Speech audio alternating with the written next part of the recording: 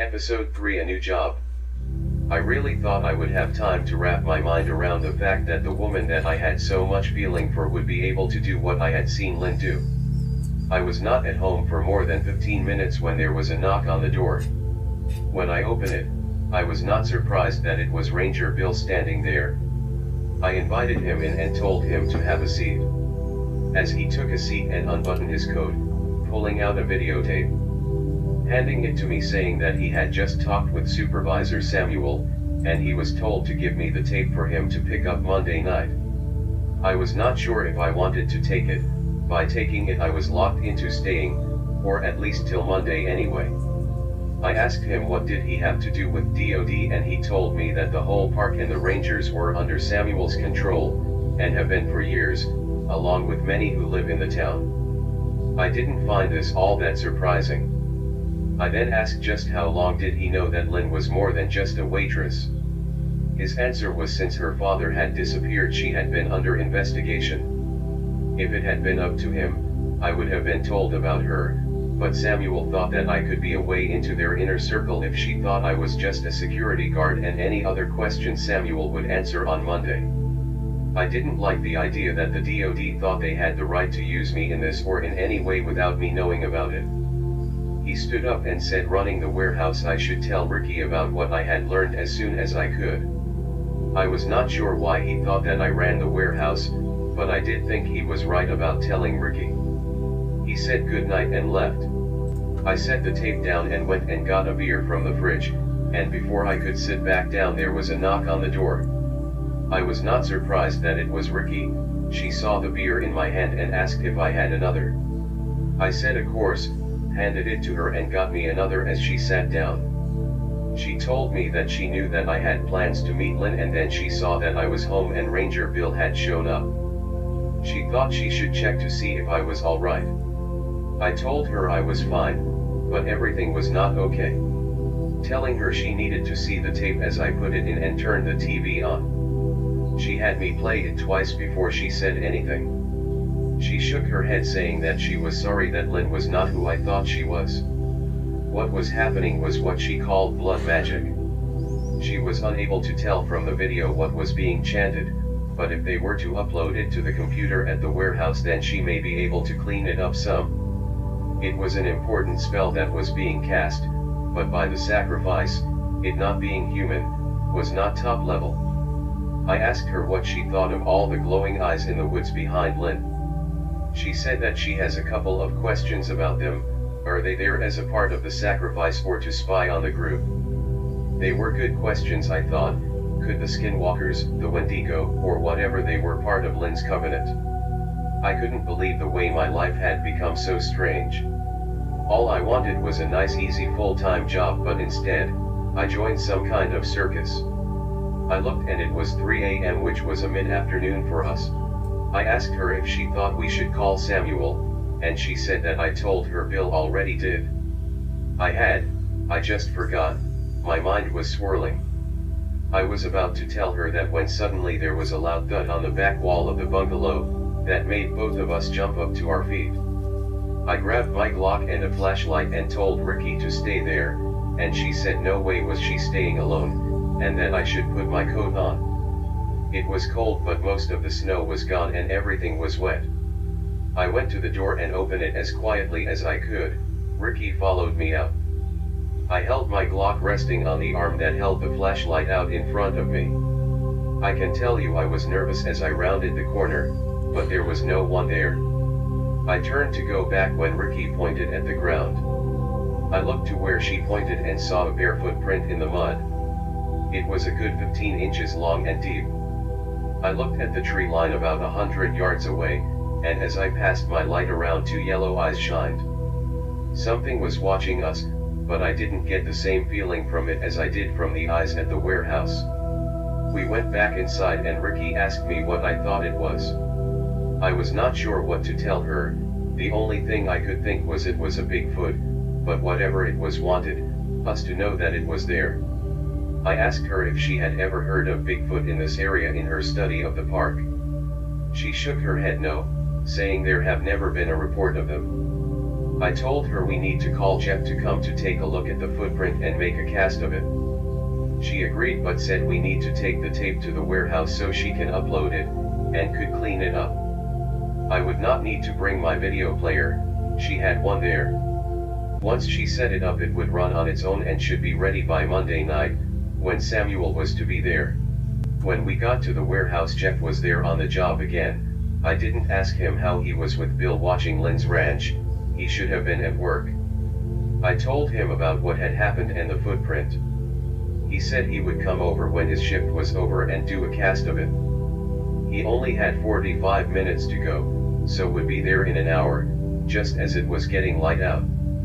I decided to go uptown and get us biscuits before heading home, and before we reach home I reserved a call from Lynn. This was not a call that I really want to get, but I was going to have to talk with her sooner or later.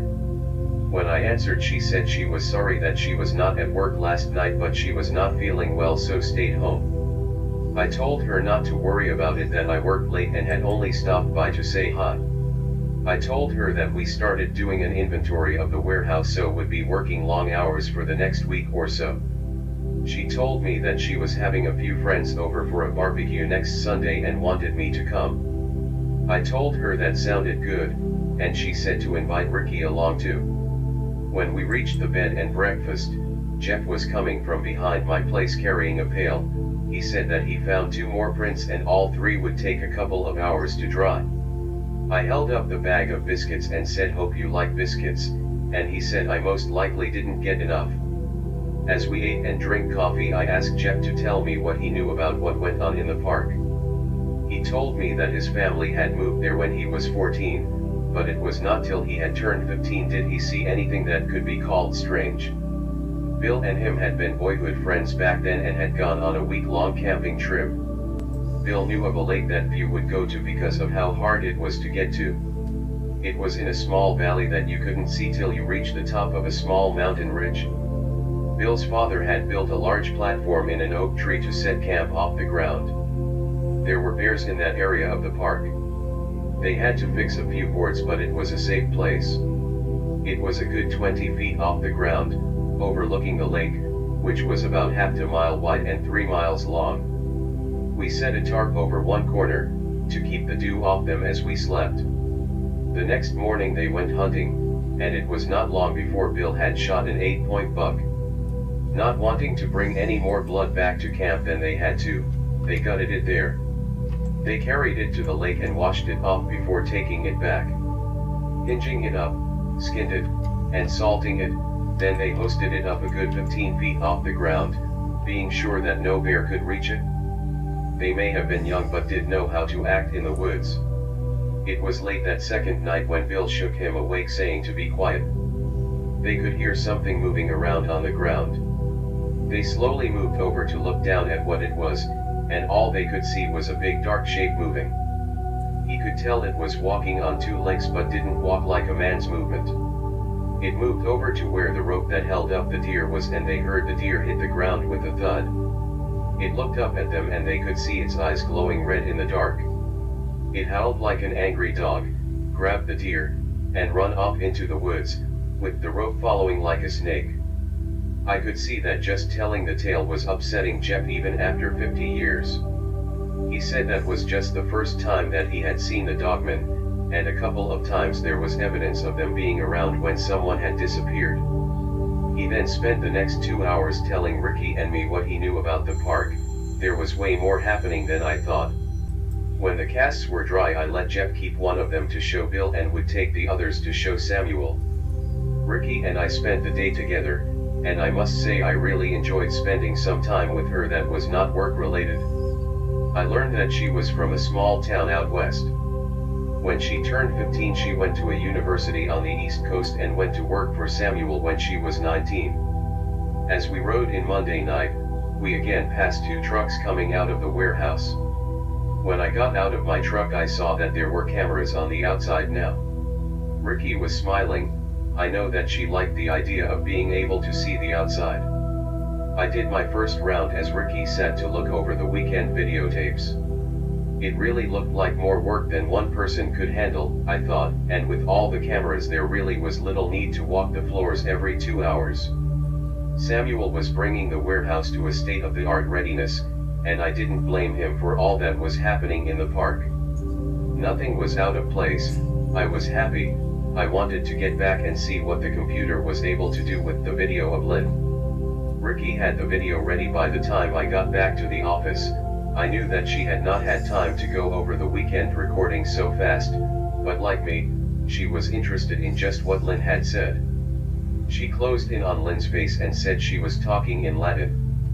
You could hear some of it, but I don't know Latin anyways. Ricky did and was able to make it out. She watched it 3 times before she said anything, and what she told me I didn't really like. It was the second of 3 sacrifices that need to be done to bring a demon to lead an army. The third would require a human sacrifice, that would have to be carried out within the next 3 months. I asked her if she believed it could be done, and she said it didn't matter if we believe, only that they did. The more I got to know Ricky, the more she surprised me. She was passionate about everything she did. I could understand how she was able to get a few doctrines as young as she had. It was nearly 9 p.m. when Samuel's car pulled up, and 2 men got out, opened the trunk and each got out a box. As Samuel got out, I opened the door for them. The men put the boxes down next to the desk and went back out without saying anything. Samuel took off his coat and laid it on the boxes. He stood there smiling. Ricky was the first to say anything, asking him if he enjoyed his country ride. He said that she knew better than that. He hated to be out of the city for any time. He was all business the last time he was there, and it was going to be no different this time. He asked to see the video, so Ricky told him what they had done with it and then played it for him. He watched it 2 times and then asked if Ricky thought they could stop the 3rd sacrifice. She answered with a yes, but only if we could find out when it was to happen. It was almost 10 and I told them that I needed to do my walk. Samuel laughed and said, "Do you really think that the key turned anything on or off? It was just a way to get someone to do a walk every few hours, but now with all the cameras, there was no need." He looked at me and said that he had news for me that I may not like. I thought he was going to let me go now that Ricky and her cameras were all set up, but that isn't what happened. He smiled at the worried look on my face. I believe he was enjoying this. He said not to worry about my job, there was going to be a lot more work for me in the coming days. He was handing over control of not only the warehouse but of the whole park over to me. That would include the rangers. I couldn't believe what he was saying. I had no clue how to run a car wash, let alone a national park. He pointed at the boxes and said that in one was a list of 600 personnel that were able to show up within a week to start work. I would just have to pick out who I thought would be a good guard.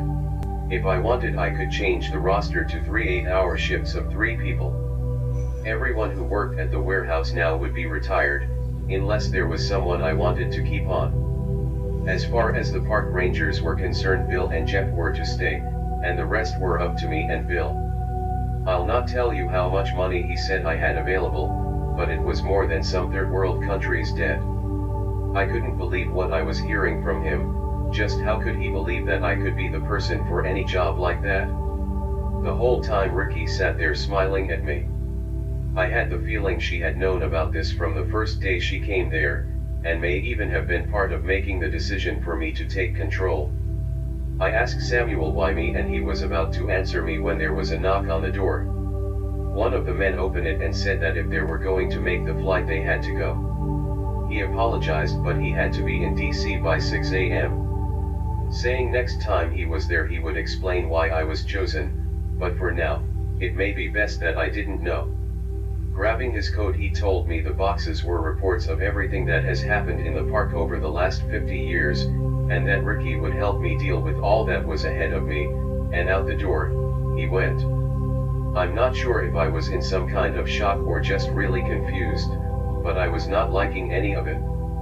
From the moment that I took the job at the warehouse, my life had been like an X-Files episode. I had learned that poltergeists, dogmen, Wendigos, and Bigfoot were all real. I had grown fond of a woman that turned out to be some kind of Satanist priestess, who wanted me to come to a barbecue the next Sunday. Samuel and a few others at the DoD thought that Ricky and I were the ones to get to the bottom of everything that was going on at the park. To tell you the truth, I didn't think I was the right choice to do this, nor was I sure that I was going to try. I just had too much to think about before I could seriously consider taking on that kind of responsibility.